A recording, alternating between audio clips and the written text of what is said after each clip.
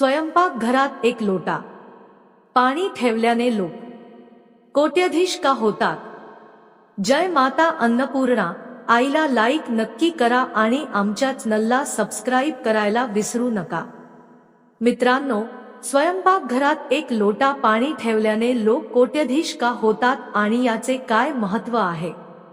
जर तुम्ही स्वयंपाकघरात एक लोटा पाणी ठेवत नसाल तर आजपासूनच ठेवायला सुरुवात करा. तुमचे आयुष्यच बदलून जाईल. राहू दोष, पितृ दोष दूर होतो. मंगळ दोष शुभ फल देऊ लागतो. शनिदेव प्रसन्न होतात. माता अन्नपूर्णा दोन्ही हातांनी धनवर्षा करतात. घरात कधीही अन्नधान्याची कमतरता राहत नाही. एक लोटा पाणी कुठे ठेवायचा? कोणत्या दिशेला? चला तर मग जाणून घेऊया. मित्रांनो, स्वयंपाकघराला अन्न आणि धन देणारे स्थान मानले जाते. स्वयंपाकघर हे घरातील असे ठिकाण आहे जिथे आपण वाढतो, पोसले जातो. नेहमी पोटभर जेवण मिळते. तेथे माता अन्नपूर्णांचा वास असतो. सृष्टीतील सर्व कार्ये आपण मोठे होतो, शिकतो, चालायला शिकतो, यासाठी शरीराला जी ताकद मिळते ती स्वयंपाकघरातूनच मिळते. म्हणून स्वयंपाकघर हे घरातील सर्वात पवित्र स्थान असते. ते मंदिरापेक्षाही पूजनीय मानले जाते. पण तुम्हाला माहित आहे का की स्वयंपाकघरात एक लोटा पाणी ठेवल्याने काय लाभ होतो? तेच आज आम्ही तुम्हाला सांगणार आहोत.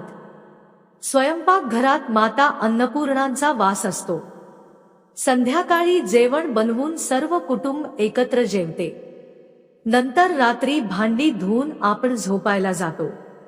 त्यावेळी माता अन्नपूर्णा रात्री एकदा नक्कीच स्वयंपाकघरात येतात. जेव्हा त्यांना काही अन्न मिळत नाही तेव्हा त्या पाणी ग्रहण करतात आणि अतिशय प्रसन्न होतात. त्यांच्यासोबत धनाची देवी माता लक्ष्मीही येतात. म्हणून स्वयंपाकघरात पाणी असणे अत्यंत आवश्यक आहे. हे पाणी सर्व कामे पूर्ण झाल्यानंतरच ठेवावे. स्वयंपाकघर स्वच्छ करून झोपण्यापूर्वी लोटा पाणी ठेवावा. मित्रांनो, आपल्या पूर्वजांचाही, पितृगणांचा तेथे वास असतो. जेव्हा माता अन्नपूर्णा हे पाणी ग्रहण करतात तेव्हा आपले पूर्वजही ते ग्रहण करतात. हे अत्यंत शुभ मानले जाते. स्वयंपाकघरात पाणी ठेवायचे असेल तर ते तांब्याच्या, पितळेच्या किंवा चांदीच्या लोट्यातच ठेवावे. इतर कोणत्याही भांड्यात पाणी ठेवू नये. पाणी झाकून ठेवायचे नाही, ते उघडेच ठेवावे. हे पाणी झाकून ठेवणे टाळावे. हे जल नियमितपणे दररोज ठेवणे आवश्यक आहे. जोपर्यंत शरीरात प्राण आहे तोपर्यंत हा नियम दररोज रात्री पाळावा लागतो. आम्ही स्वतः आमच्या घरी हे नित्यनेमाने करतो.